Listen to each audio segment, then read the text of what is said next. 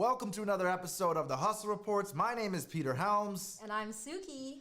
Today we're going to be talking about all kinds of interesting topics from white pussy to, I know, it's crazy. We're going to be talking about lemonade stand expansion. And then we have a very special guest today, the Credit Sheik, Akeem. We'll get him introduced. Don't want to miss this one. Stay tuned.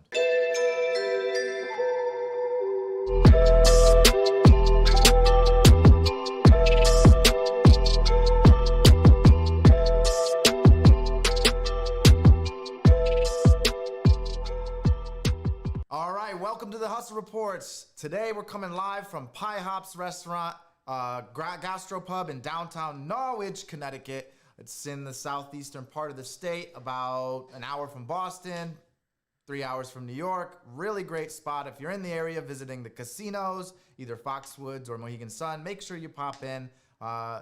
Today, we've got some interesting stuff to talk about, Suki. Right. So before the show, I was just talking in general about something that I had remembered the other day. I didn't know I was actually going to talk about it today, but since you started telling me. You don't want to miss this, so it's going to get a little interesting. No, well, yeah, it's not as bad as you guys think it is. Okay, so the other day I was driving. There was like kind of a bad storm with like rain or whatever, and I was thinking about the podcast and like really how did I start my hustle? Like when did I really become so assertive and vocal into like getting what I want? And I remember this day clearly. It was like maybe 2005 or 2006. And I was driving with friends going over this bridge. It's called the Gold Star Bridge. Yeah, it's in Groton, Connecticut. Right, in Groton. Like, so it goes from Groton to New London. And it was a Sunday, and we were really trying to make it to the Crystal Mall to get these, like, freaking rain boots. I don't know why, but, like, we were just like, oh, my God, let's all go get matching rain boots. So I was doing, like, maybe, like, 115, 120 across the bridge. Oh, you were speeding. Yeah, like because the mall closes early on a Sunday. It's like 5 o'clock, and it was like, I don't know, like 4:35 or something. So, you need ample time to go and try on shit at the mall, right? So I get pulled over by a state trooper, and he just totally he didn't like yank me out of the car, but he was just like, get out of the car, and he was like in my face, aggressively screaming. Really? Yep, and there was a total, it was really bad weather. It was a rainstorm. So he got me out of the car. He told me, go to the back where, the trunk is, put your hands on the car or whatever. Kind of like doing that whole thing that they do. And I'm like, shit. We got to make it to the mall. I can do this, right? So I go, you know what? I'm really sorry. I was driving really fast. But the thing is, I had to go and get the white pussy. And he goes, what? Wait. So you told the officer you had to go get the white pussy. Yes, I did. And he goes, what, right? And he's like, what the fuck are you talking about? He's like, that's so disrespectful. And I go, no, sir. Did he turn red? He did. He was very uncomfortable. I said, no, it's not what you think it is. I'm like, do you have children? He goes, excuse me? Oh. And I go, yes. It's not sick or anything. I just want to know, do you have children? Do you have daughters? And he goes, yes. I go, great. So you know who Hello Kitty is, right? And he goes, what? I go, the white pussy, right? And I go, listen, they have this toy at McDonald's, this Happy Meal toy. And I really need to get over there to get it because I need to go. That's the name of it? Like the legit name of it? No. Oh. But if What I were you describe to thinking you about? a white cat. Got it. Right? You were nervous? No, I wasn't nervous. I was just grasping for anything. To get myself out of the ticket so he could send me on his flight, right? So he was just, cracking up. He was like, oh, this is so fucking hilarious. He's like, I cannot believe you just said that. So we're standing in the middle, of, the Gold Star Bridge. It's pouring rain, and my two friends are in the car, and, I'm in the back with, my hands on the trunk or whatever he had me doing. And he's like, this is, the best part of my day, I actually have to admit. Just leave, okay? Just get in the car. I hope you get your fucking rain boots, and I hope I never see you again. Jeez. So I got in the car. My friends were like, what happened? I'm like, I don't care. We're going to go get those fucking rain boots because that's what we said we were going to do today. And that's what happened. So the show must go on at that point. It's all about the white pussy, right? Or the rain boots. Or whatever. Puss in Boots. Yeah, exactly. Right? Yeah, so that's there we go. Yeah. Maybe that's how that... Maybe that's what we could call this episode. There we go. The story of Puss and Boots. Right. So there's also some other really juicy stuff going on. I heard that Kim Kardashian and Kanye might be getting a divorce. But even better, Kanye is allegedly, I don't know, doing freaky stuff with Jeffree Star. Yeah, I heard about this What's too. up with that? Really? I know. But I mean, hey, you know. And he's running for president. This guy is just all over the place. Don't knock his hustle. I don't knock it at all. I respect him. Yeah. This guy, I mean, I talk about it all the time. That one thing that really stuck out to me, he was doing an interview about his fashion line one time. And he talked about alternative sources of energy. And he was like, when people give you negative attention, when they just like maybe post in your comments below or, you know, hint, hint, there's people who do that. It like gets me motivated. It's like, yeah, go ahead, keep hating, keep saying what you got to say. Yeah. And he said that. I was like, wow. It's almost like he fishes for it. Yeah. He's like, I'm going to put stuff out there and get people talking shit about me. Right, right. I mean, at the end of the day, we're not perfect, right? And so whatever we did in the past may not be what we're doing now or in the future. So, I mean, Kanye maybe in the past wasn't having a thing with Jeffree Star, but he is now. He may not later be doing that. I mean, whatever. He is a billionaire, isn't he? I mean, he could do whatever he wants. I don't care either way. As long as it's not that whole Jeffrey Epstein thing or, you know, anything that's like really retracting bad. Whatever, just kind of assuming that he's not going to do any weird shit. With minors or like killing people or, you know, anything that harms people. But that's right. I look at it like this. People can do whatever they want as long as it doesn't hurt themselves or anybody else. Right. Yeah. Right? So I wonder how Kim feels about all of this. Is she hurt by it, or is I don't know. Has she said anything publicly yet? Trying to get that bag, like she got it, right? So she's a bag chaser. There's some people who are clout chasers, and there's a difference. Right. Yeah. They just want to be seen. They just want to get that, you know, photo op, you know, anything they can do. But there's other people that they don't really care about the photo op. Like they'll use it to their advantage to help them get to that bag. Mm-hmm. What do you think she is? Do you think she's a bag chaser or a clout chaser? I think. Because she already had the bag. I think she's a bag chaser. Definitely. Yeah, she's about that money. Yeah. I wonder like how the entrepreneurs out there feel, the ones that are listening. Are you guys clout chasers or bag chasers? Which one? Do you know a clout chaser who thinks they're a bag chaser? Ooh. Yeah, right. Because there's a lot of those out there. Like, oh, I'm just doing it for my brand. I'm like, okay, but what's your bank account look like as a result? Right? Yeah. You know, what's your credit look like as a result? Which we'll get into. We got the credit sheik. He's going to be coming on soon, and he'll talk all about that credit repair. He's been helping tons of people. Yeah, this is exciting. I can't wait to hear from Hakeem. Oh, we'll get him on. He's definitely he's got that information that'll change your life. Right. So we'll get him on there. Another thing I want to talk about though, Elon Musk just became the richest guy in the world. Yeah. Who did he pass? He passed Jeff Bezos. So Jeff Bezos was at 184 billion, and guess what Elon Musk is at now? How much? 185 billion. He's a bag chaser for sure. Because actually 100%, because Elon Musk not everybody even knows who that is. Okay, so Elon Musk has, I guess, two main businesses that people really like know about. One is Tesla, and the other is SpaceX. Yup, SpaceX. They're taking people to like Mars or the moon or something, right? Oh yeah, he's all about like science and space travel. I'll go. Would you go? I'd go. Who's paying for it? Elon Musk. Okay, I'm down. Whatever. Like volunteering. Like Elon Musk is paying for this. I'm just concerned about like what we would actually be eating up there. Food. Like what kind of food? Moon food. Moon pies. Like for how long? I don't think I Have you ever had a moon pie? You microwave and you put them in the... Oh, they're so good. Yeah, no. I'm kind of into like steak and like vegetables. So like keto. Straight keto diet. I don't know what it's called. I'm like Asian. A lot of Asian people just eat mainly like, you know, meat. I'm protein and vegetables. Like, and yeah, we do eat a lot of rice, but I don't know.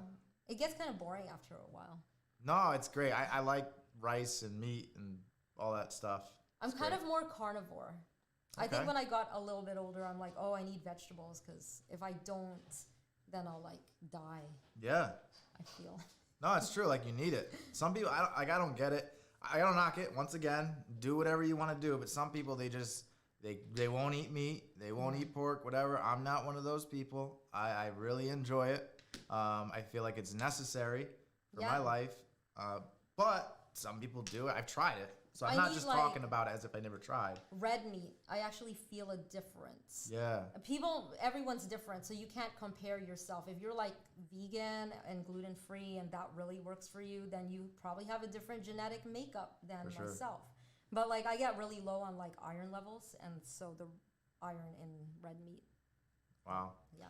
So well, anyways. I'm actually gonna bring our guest on now. I think he's got a lot. I know he's got a lot to share. I've actually never met Akeem. We just kind of in passing on social media met. I've been seeing a lot of the things he's doing for people online. I've seen all the reviews, the comments for people. This guy literally changed my life, helping me with my credit.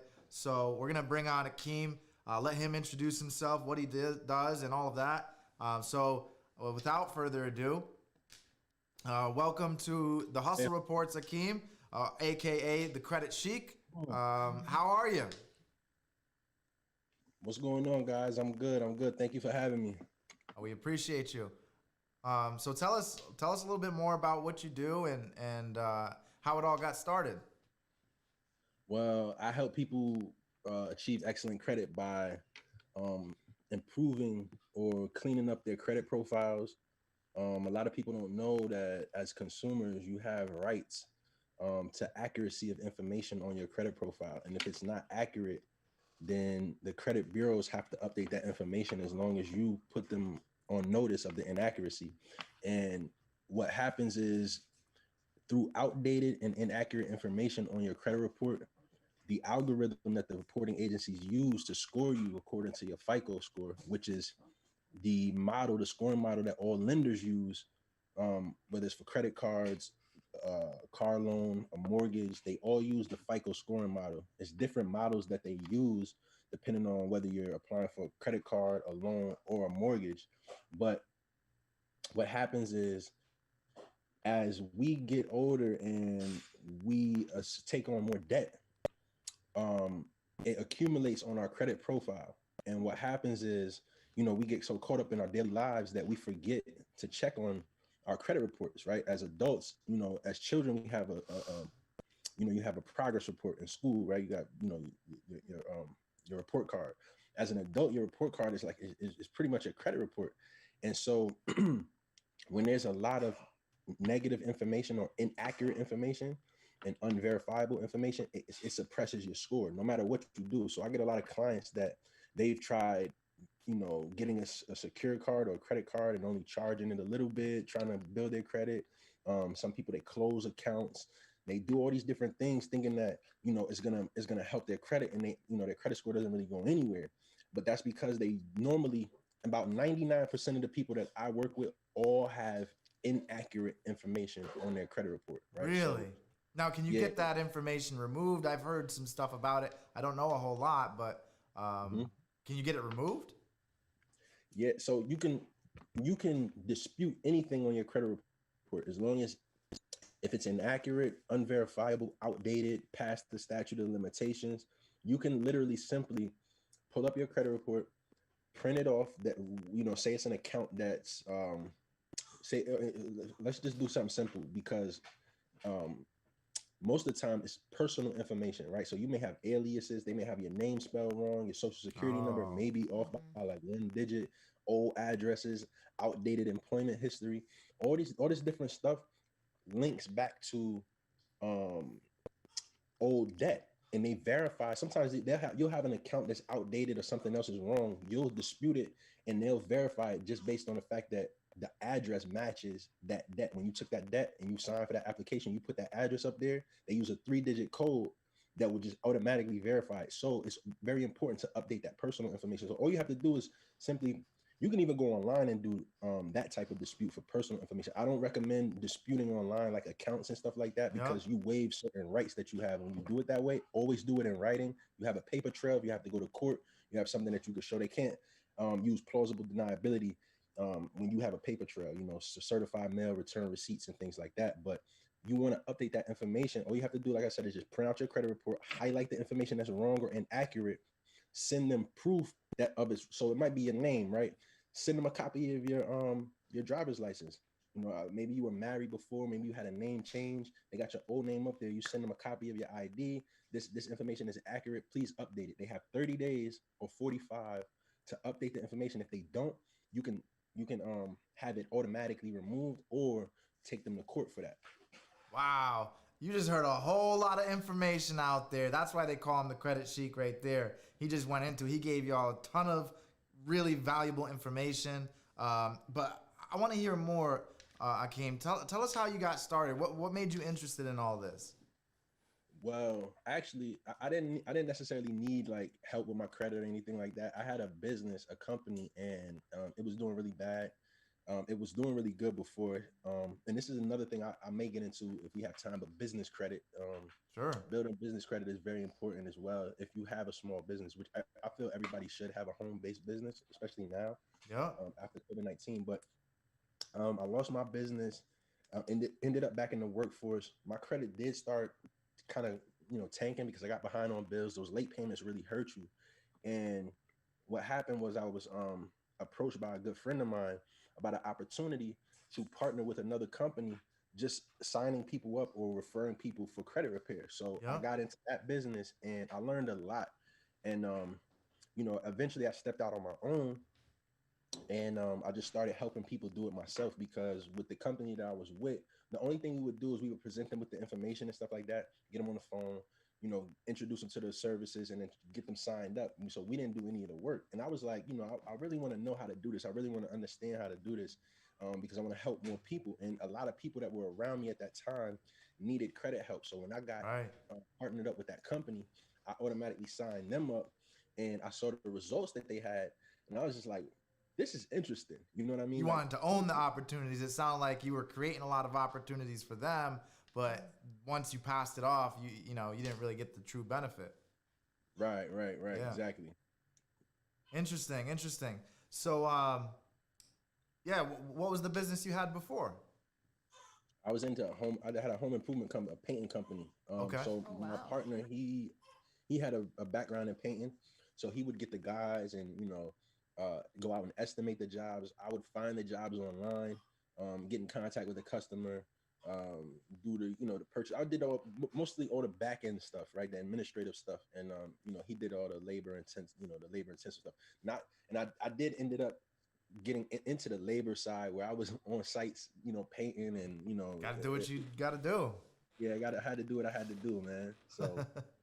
Excellent. So Suki and I started this show because we like to develop a culture of entrepreneurship, and the idea behind it is to share practical advice so others can learn what to do or maybe what not to do. Is there anything along the line that you learned from your own mistakes that you want to help others to understand, maybe to avoid or anything like that? Just on the topic of credit, right? And when it comes to entrepreneurship, sure. One of the things that hurt us in business is that we didn't have access to financing when we needed it. We didn't have access to the capital when we needed it. And it hurt us on jobs. It made us look kind of unprofessional sometimes. And, eventually, we lost the business because of this, because like, look at what's happening now with COVID-19. How many businesses, and, thank goodness that there's opportunities for EDIL money and these different loans that are coming out. But what's that stand for? What? Say that again. You had mentioned EDI. I don't know what it is. What's that stand for? That is the Economic Disaster Insurance Loan. Oh, okay. It's called. So if a business, I'm just guessing just by hearing it, if a business suffers some loss as a result of economic disaster like a global pandemic, that maybe they can get access to capital. Yes. I just made it up as I went. I really don't know, but that's exactly what it is, man. You're smart, man. Good job. It's all in the name, right? That acronym. Yeah. Yeah. Suki works in economic development, so she probably knows all about that. She's a city planner. Yeah. That's what's up. Yeah. So she's laughing because she does the work of a city planner, but doesn't have the official title of it from whatever organization. But I know city planners. I've worked in economic development who don't even do the work that she's doing, and so I'm just saying she's a city planner. I'm a little bit different than just the planning because I actually do get to implement and execute. So I get to do the fun part as well as the planning. Yeah. You have any questions for Hakeem? Well, actually, when you had asked him how you got started, that was one of my questions. But also, what made you become a business owner, or when did you decide that you should take this route of being self-employed? It was shortly after, maybe like a year into the partnership with this other company. I kind of, the money wasn't really as good as it could have been because, you get paid a commission, and sometimes you short the commission just to get the sale, and you don't make anything, until 3 months down the line when you get a residual. And it didn't really work for me. It was a sense of independent, like, I was kind of independent because I could like kind of work when I wanted to, but I didn't feel economic freedom. You know what I mean? I didn't feel like in control of my life. I didn't feel in control of my destiny. And one day I just was like, you know what? I'm gonna figure it out. I went on YouTube. I did a course. I was like, I'm gonna do this myself, and I put it out there. And one person responded. I did that one person's credit report, got great results, and I just put it out there, and I've been rocking ever since. And it's just like I don't see it any other way. I'd rather be my own boss, be in control of my own life, my own time. I have time freedom. I got a newborn daughter. I got a family, and it's just amazing. Right. Yeah. So when you say put it out there, do you mean like you made a website or you put it on Facebook? How did you like put it out there? I put it out. I have a website. I made my own website. I made a few websites for myself. But I built a website. And I kind of drove traffic to the website through Facebook. So I put up like a post like, who's looking for credit help, but it's low on funds, common info. And I would have people share that for me to their page as well as on my page in the Facebook groups, on Instagram. And I just started getting responses. And that's where I do the majority of my marketing. The majority of my business comes from social media. Right. That's how I connected with Hakeem. I saw him on there. I was watching. I was like, man, he's doing his thing. Yeah, I got to go and check you out. I mean, he is the poster child for a hustler, right? Like using social media, using websites, like just being sick and tired of all the BS and making shit happen. That's what it's about. Pretty cool. Yeah, this is the Hustle Report. So we talk about, a lot of times people hear the term hustler and they have like this negative outlook on it. We don't at all. When we see somebody who's a hustler, someone who's got that grind, that drive, that passion to say, you know what, I'm gonna be my own boss. I'm gonna be financially free, and maybe I need to work a 9 to 5, or maybe I need to work 3 jobs, whatever it is, to achieve like some level of success. That they're gonna do whatever it takes. Like that's what we see as a hustler, and yeah, you're doing it, man. Thank you, man. Appreciate the recognition too. Thank you for having me on and inviting me. I really appreciate it. For sure. Yeah, of course. You have a lot of gems to share with us, a lot of your wisdom that even me listening to your story, I've never met you, but whatever it is you're doing and kind of creating like this new lifestyle and work-life balance, maybe you could speak a little bit about that. Like, what's work-life balance look like for you? Well, it's harder now, as you may be able to hear the baby in the background, but it's a struggle, it's a challenge, but with any kind of success, that's what comes with the territory. And I think like as an entrepreneur, you just have to embrace knowing that you're gonna face challenges, and that's what's gonna fortify you. That's what's gonna make you. It's not unless you let it break you, right? But you have to understand that going into it, right? So that's just like the mentality that I normally have going into things. So Right. Yeah, you have such a great outlook, and I'm glad that you're here sharing this with so many entrepreneurs that can really benefit from your message. Absolutely. We always give our guests an opportunity to ask us some questions, so it's not just us, drilling you with questions or whatever. So if you have anything you want to ask us, anything at all, go ahead. Go ahead. Yeah. So I was wondering, how often do you guys do this podcast? Sure. So we do it 2 times a week. We've changed the times a little bit from here and there. We kind of see where it's going to benefit the audience the most. So we were doing that at 1 o'clock in the afternoon on Tuesdays and Thursdays.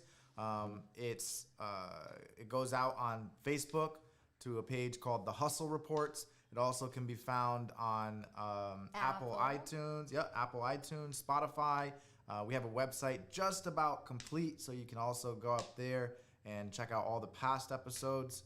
But we are moving it to 8 o'clock at night on Tuesdays and Thursdays because it seems like that's where people listen and watch the most. Yeah. Mm-hmm.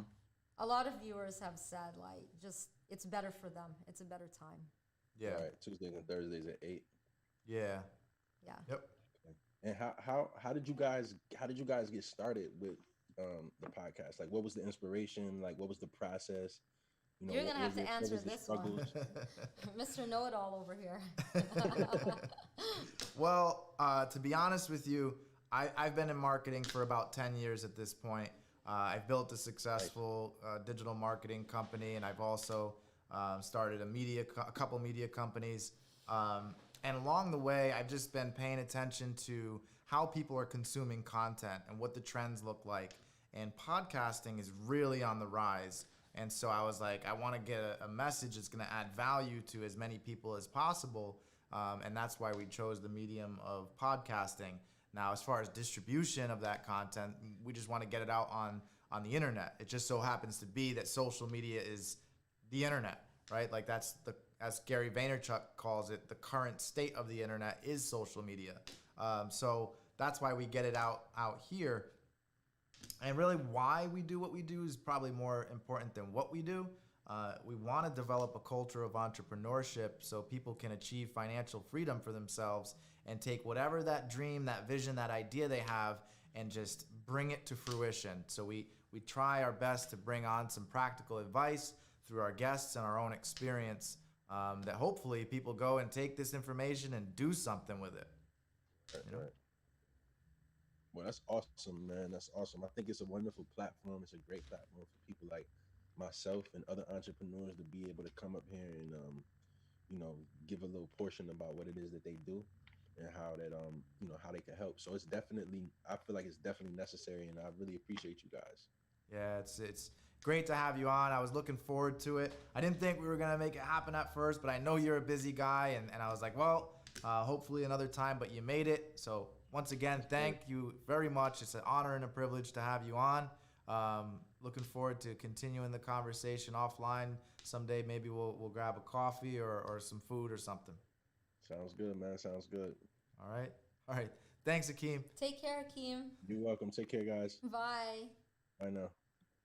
Man, he was dropping gems. He was, and I had more questions to ask him, but I think we should do a part 2 because he started talking about business credits. Yeah, we should. Right. So we really need to dive into that deeper because a lot of our entrepreneurs out here need to learn more about that. I don't feel that's a topic that's talked about enough. No, it's definitely not. And there's always those questions. I've had them actually myself. Like, how do you access capital? Should I access capital? Right. At what point in my business do I do that? So it's really a good thing. And how much should I take out? Right. But before people get to that step, really working on their personal credit is key. So a lot of people start businesses not really realizing that their personal credit is going to impact them on the business end. And it comes to surprise, especially when they're going for like SBA loans or just generally like loans for capital at their bank or business credit cards. For sure. Yeah, all of that applies. So you guys, if you are struggling with a low credit score, you definitely should look up Hakeem. And or just, if you're not ready to go that route, you really need to like do some research and work on your personal credit score. Yeah, post in the comments below so he can get some conversation going with you. I believe the link is thecreditchic.com, but I'm not exactly sure. So you might want to just post in the comments so he can drop his links in there for you.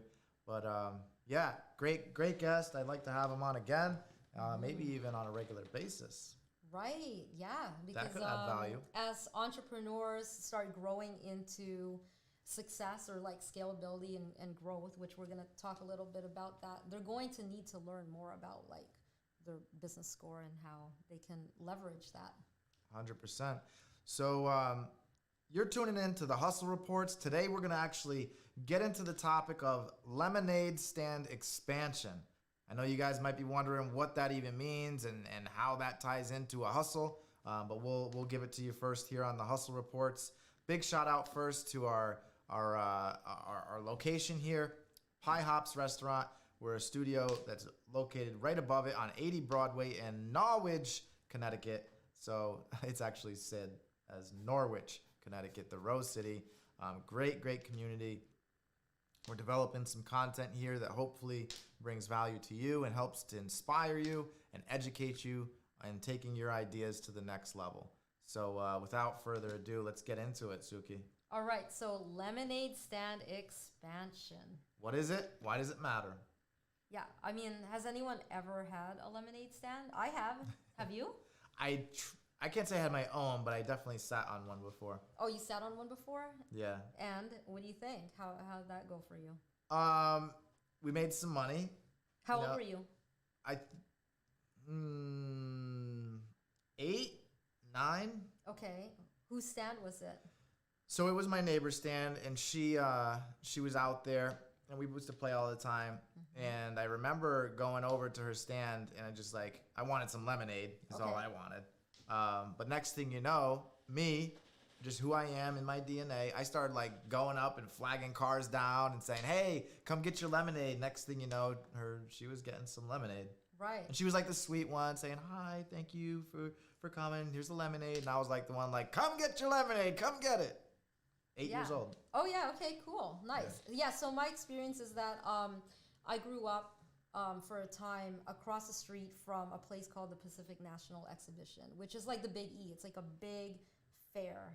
It's more than a fair. I mean, there's like a few roller coasters across the street, with a carnival ride. So it's kind of a mix of like Six Flags and the Big E.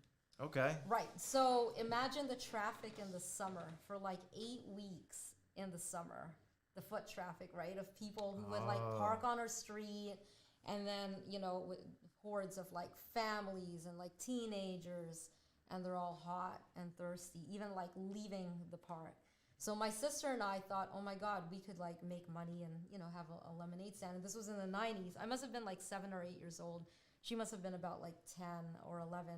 So we went to the store, we got lemons and sugar. So we were both doing lemonade stands at 8, 9 years old. Right. So then I realized like, oh my God, it's actually a lot of work. You got to squeeze these lemons and like, the gritty sugar and keep all that up and then find a way to cool it because like, it'll get warm, the ice will melt. So you learn all of these things as you go along. And then I'm like, okay, there's got to be a better way to do this.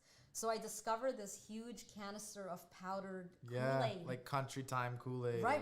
Yeah, like the Country Time, right? And so in the beginning, a lot of people would be like, ooh, like, it's real lemonade.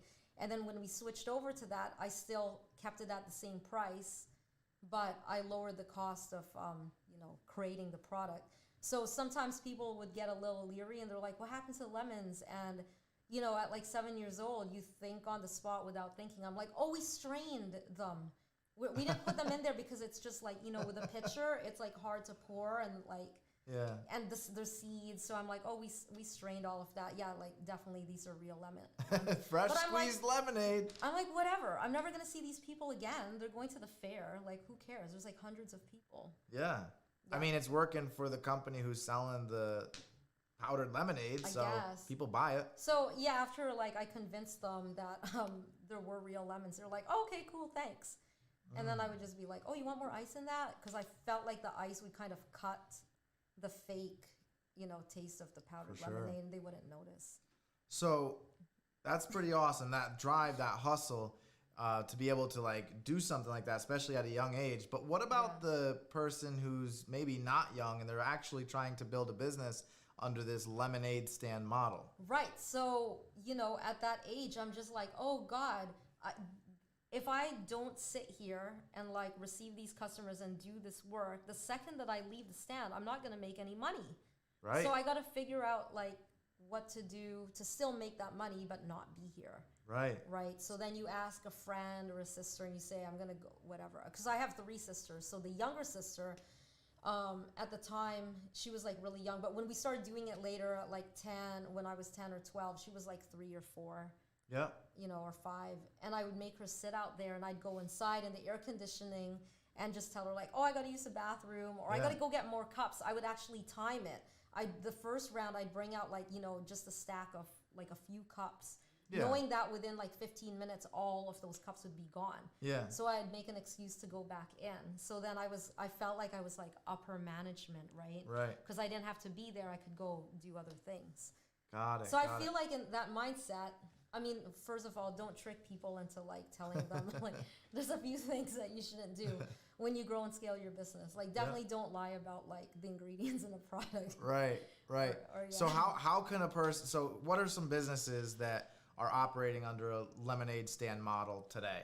What kind of businesses? Well, according to the cash flow quadrant, right, it would be self-employed. Oh, so anybody self-employed would be considered like lemonade stand model. Right, unless of course you hire people to work in your company, and then that will alleviate you from really having to be there all the time. For sure. Yeah. And that's tough to do, especially, when you start getting passionate about whatever business you're building. Initially, it's probably just going to be you. Like you may have an idea right now, and I definitely would encourage you, if you've got some money in your pocket, it doesn't take much, start your quote unquote lemonade stand. Yeah. But mark my words, there's going to come a point where you're going to reach capacity, right? You're going to say, okay, if I want to scale this business, meaning I want to take it to a larger level, I'm going to need to bring people into the company and put them in the right positions. Otherwise, it's just going to be you standing out there with the lemonade stand. Right. You know who would be a really great guest on the show? I think we talked about this a little bit. So Dana Dowdell with HR Boss Consulting. Oh, okay. Yeah, we should get her on there. She is a total expert in helping people to grow and scale their business because she takes care of that HR component. Yeah. So as a single business owner, you're there all the time and you do everything, whether you're in the food industry or in retail or even like if you're a dentist. So how can you grow that business and then create more revenue? I know. So, go ahead. Tell us. It's all about creating systems and processes. Yes. And there's this big scary word called automation. Right? Technology can really enable you to scale your business. A lot of people are scared by it. They're like, I don't need a software, or I'm not gonna, why would I want to, have a calendar that's digital? I can just have a calendar on the wall. Right. Because that's not scalable. You can't build a company around that. You can build a small little operation around it. Right. But it's all about time. Really, at the end of the day, it's all about time. You, as a sole proprietor, only have 168 hours in a week. And if you think that you can scale a company up to become a multi-million-dollar company, you might be fooling yourself. Maybe you can. I don't knock anybody. Maybe you can do it. I have met some people through the use of automation, though, through software, that they're able to build some pretty amazing stuff because you can put the technology to work for you. The goal is to free up time, create processes that can be repeated, right? So it's things like, here's a real useful piece of information. Let's say you are a sole proprietor. You're running a quote-unquote lemonade stand. Start documenting everything that you do, right? So like literally record your phone calls, record your Zoom meetings, or write down what you did for the day at the end of the day, and turn that into a training manual that can then be brought to somebody when you hire them and say, look, this is what I need you to do. Right. Those are job expectations that the business owner does anyways. So that's a really great suggestion. I actually am taking this all in because I need to automate. But in the world of retail, so I know a lot of people feel badly about business when it comes to COVID in the world of retail. But what they've noticed since like January, I guess, when COVID started, is that a lot of the high fashion houses that have brick and mortar from like Gucci, Fendi, or whatever, they really banked on that whole customer experience, people walking into their like, bougie stores. But because of COVID, people couldn't actually come into a store. They had no choice but to be closed. So they took everything online, which actually worked to their benefit because it totally had to be automated. So through like CRM and all of that, all their sales are trackable, and then they were able to track all the traffic from whether it was coming in through social media, what type of social media, and you know, when they ask you to put in your email, then they could really build a relationship with that customer over time. And then when the store started opening up, they were like, hey, you know, this location is open, so you don't just have to buy your Gucci online, come into our store. And so then the customers who they met just through an online presence were able to get that experience afterwards. For sure. So the automation part actually worked to their benefit, which they found that before COVID, they took all of that for granted. They're like, no, we've been around for so long, we don't really need to have an online presence. But now it's like they're hitting both those markets, which I call hybrid retail, online and brick and mortar. Yeah, absolutely. A lot of people are one or the other. But it's like, look, there's a thing called both. You can do both. Yeah, you should be doing both. I mean, we're in 2021. There's seriously no excuse as to why you should only be doing one. Seriously. Yeah. And when it comes to scalability, if you want to expand your quote-unquote lemonade stand, then it all comes down to planning. Initially, you got to do some planning. And there's this thing, you may have heard it before, but it's basically that poor planning prevents poor performance. Oh, like if you fail to proper plan, planning prevents poor performance. You plan to fail? Yeah, if you fail to plan, exactly. You plan to fail? Fail to plan is planning to fail. Yeah. So you got to come up with some type of plan. And when you're thinking about expansion and scalability, I would go through this exercise of develop an organizational structure, and it'll be fun. Just sit down and just be like, okay, I'm going to be the CEO. And maybe if you are a good CEO, if you have what it takes to be a CEO, maybe you don't, maybe you need to find a good CEO. So at the top, right, or whatever your model is, you know, start with the CEO, then kind of branch out. And what kind of departments will you need in this expansion? And just start filling it out. I need a vice president, or maybe a COO, officer of operations. I need a marketing CMO. I need a financial person. I need, you know, office manager. Go ahead and fill out that organizational structure. So now you have it. And in the beginning, you're gonna have to play a lot of different hats. You're gonna be all of them if it's just you. But the goal should be setting up these departments, at least out on paper, have a nice plan for it, and then when those people come, you can kind of say, okay, this person's going to do that.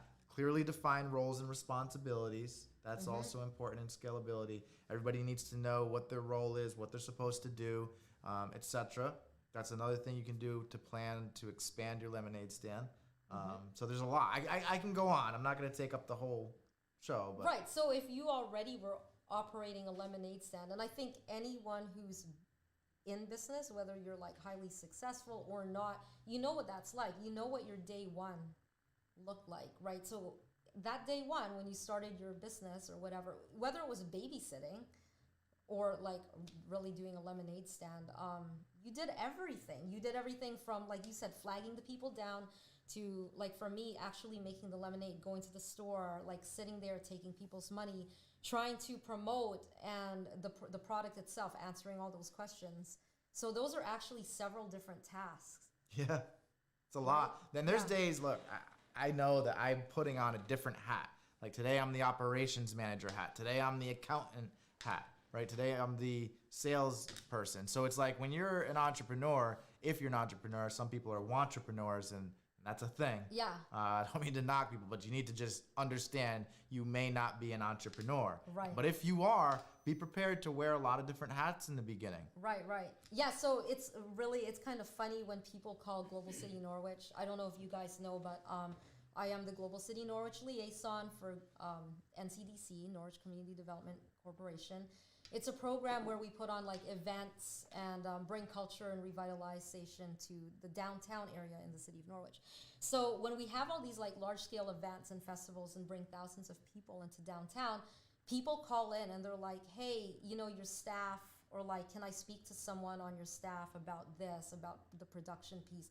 Because these festivals require all different like elements. So there's the vendors where like the streets are lined with pop-up tents, and so that entails me having to work with like the health department if they're selling food, or if it's retail, like I got to go through like their insurance and like what they're selling and making sure that they're placed without like competitors nearby, and like the logistics, like we need always water, electricity, you know, all of that. And then there's the performance components. So working with like the sound people, the lights, and you know, all of that. Like it's a full production. Yeah. And it's a 4-hour show that we're putting on.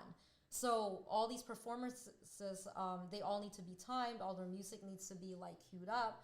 I mean, there's just a lot going on. And so when they're like, yeah, we need to speak to a staff member, I'm like, I am the only staff member. And they're like, what do you mean? There surely must be someone else. Like, who? That you mean to say that you're doing the production part, but also like the vendor piece and also working with the I'm like, correct. Yes. Awesome. So no, it sounds like you will know all about wearing many hats. That's a lot to do. Right. So now this program is we're in the 4th year, you know, officially it's 2021. And so I'm looking to grow and scale. Yeah. Yeah. So the Hustle Nation out there, I want to speak directly to the Hustle Nation. If you're a part of it, great. If you're not, you need to be. If you need to scale your business, I really want you to stop and take a look. Take a look inside first and say, am I just a lemonade stand right now? And look, you might have a successful business right now. I'm not trying to knock a lemonade stand. You could be an electrician, right? You could have $1 million a year operation, but it's just you. Yeah, it's just I'm you a and a lemonade small, stand. just you and a small crew, right? There's nothing wrong with that. But take a look and say, am I a lemonade stand? And then the next question is, do I want to expand this? How big do I want my operation to grow? And it's okay. Maybe you're like, look, I just want to have my little $1 million operation and that's it. But if you do want to grow and expand, you got to take some time to think about systems, processes, plan it out, take full advantage of automation. I can give some practical advice of scalability. You have to have infrastructure. What I mean by infrastructure is departments, right? First, departments. I'm going to have an accounting department. That's all that they do. They're not going to wear many hats. I have a sales department. That's all the sales department's going to do. I'm going to have a legal department, a compliance department. And that's all they're going to do. So really separating all of these different departments. And at first, it might just be one person.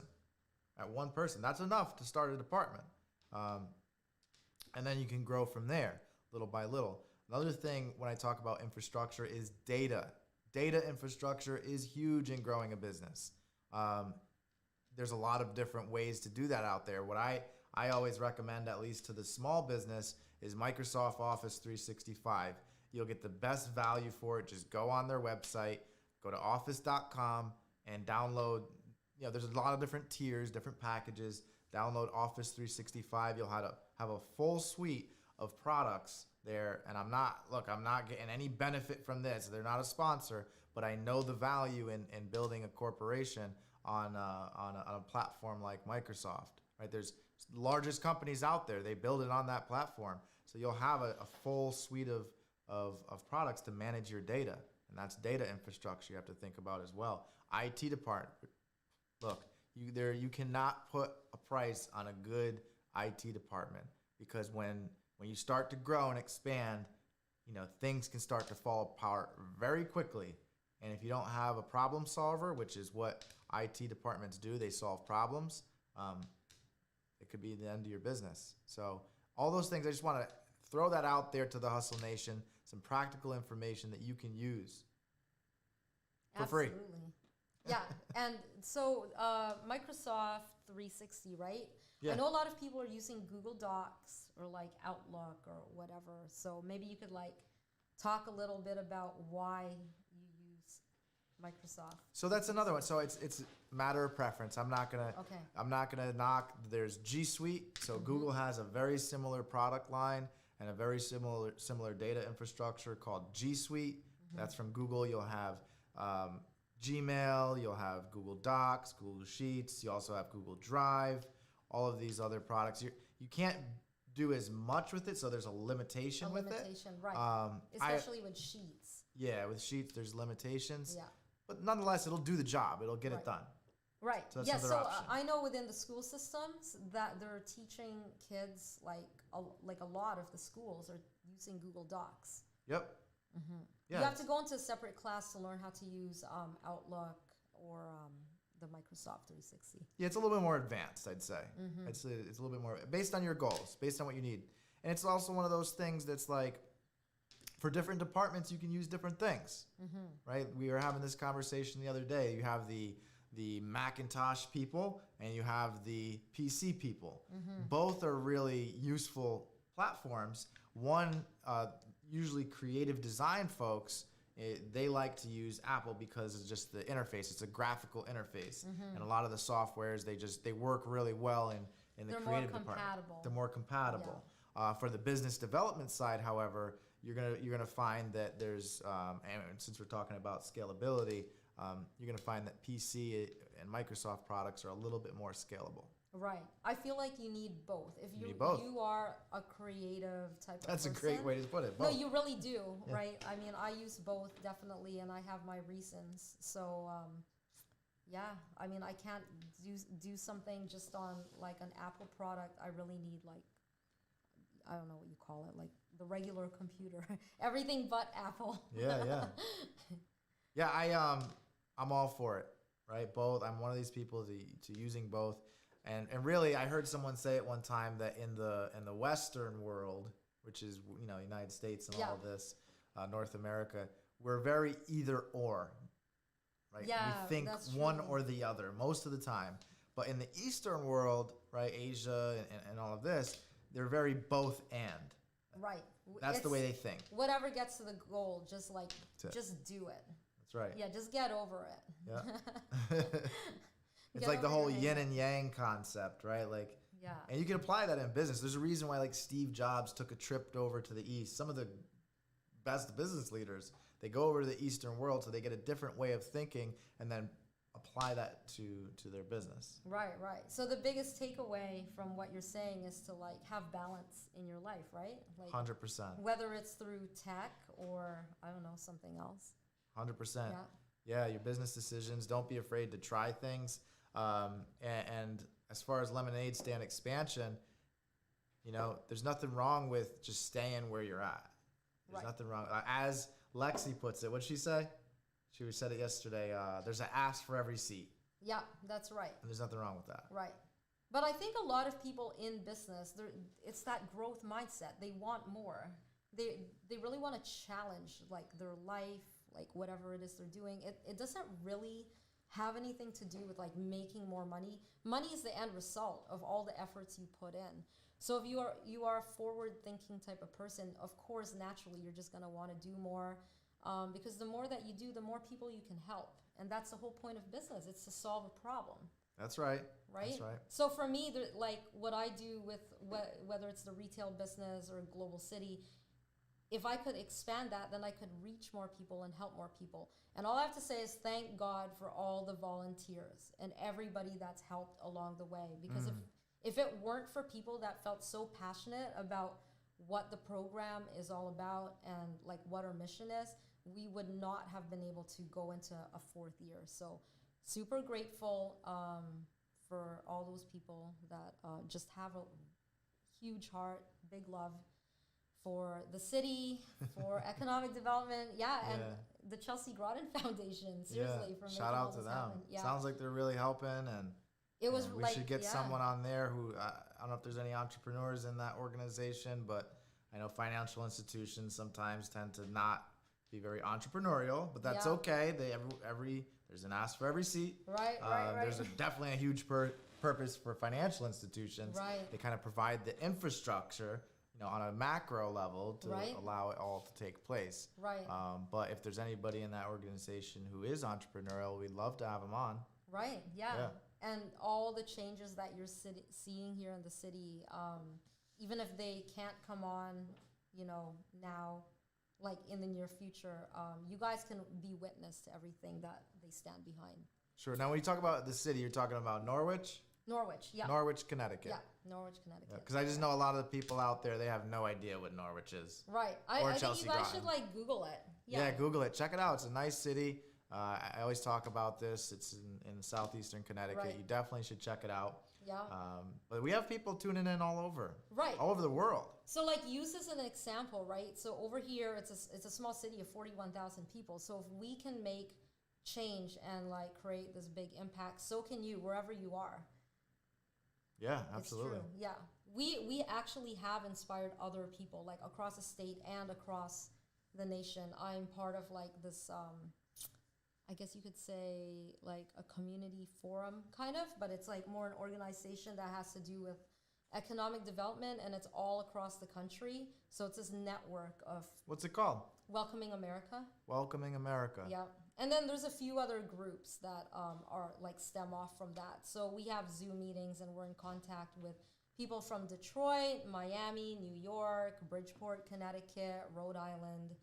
And it's just to see what other people are doing and get super inspired, and then take some of that same programming and, you know, put a different flavor to it and apply it to wherever, you know, we are or they are. That's what it's all about, you know, like... Sharing ideas. Sharing ideas, getting information. And once we get that information, what do we do with it? And I see this as a big problem with colleges and universities. They don't do enough. And, you know, I say it all the time. They don't do enough to actually prepare people for whatever their journey is going to be in their career. Because you can come out of college or even high school. So let's say you don't go to college. You can come out of high school and you can know a lot about a lot of stuff. But what does that even mean? Why does it matter if you can't do stuff? I think you really need a good ass kicking in life. You need to get your teeth kicked in. Yeah, you need a couple hard lessons. I mean, that's just how it is. Yeah. I mean, what's college? Like 4 years, 8 years, but that's all like structural learning. Sometimes you need street smarts.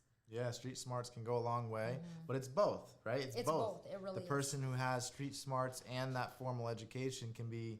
now you have the upper hand because you have the best of both worlds. 100%. You'll just be a better hustler.